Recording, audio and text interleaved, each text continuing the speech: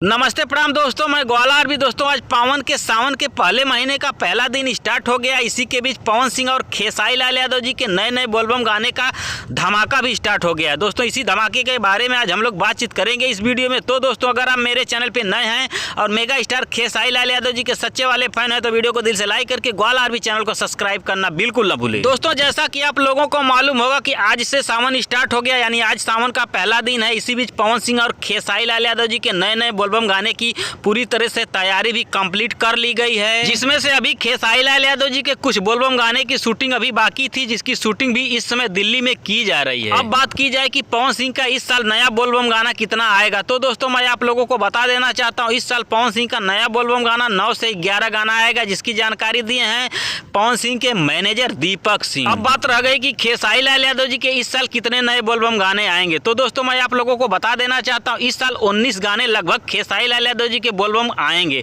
जिसमें से 5 गानों की शूटिंग जो कि 4-5 दिनों पहले बनारस में की गई थी और 12 से 14 गानों की शूटिंग जो कि मीडिया रिपोर्ट के अनुसार बताया जा रहा है कि दिल्ली में की जा रही है खेसारी लाल यादव जी के नए बोलबम गाने। और बताया अभी जा रहा है कि इस साल पवन सिंह और खेसारी लाल यादव जी बहुत ही तगड़ा तगड़ा गाना आप लोगों के बीच में लेकर आ रहे हैं। और कल पवन सिंह के एक नए बोलबम गाने का पोस्टर भी आप लोगों के बीच में रिलीज कर दिया गया है, जिस गाने का नाम है ए भोले बाबा। इस गाने को गाए हैं पावर स्टार पवन सिंह और इस गाने को रिलीज किया जा रहा है माँ अंबा फिल्म के यूट्यूब चैनल से। वहीं अभी खेसारी लाल यादव जी के नए बोलबम गाने का पोस्टर नहीं आया है। आज किसी भी टाइम गाने का पोस्टर और गाने का टीजर भी आप लोगों के बीच में रिलीज कर दिया जाएगा, चाहे अब तक रिलीज कर दिया गया होगा। धन्यवाद दोस्तों।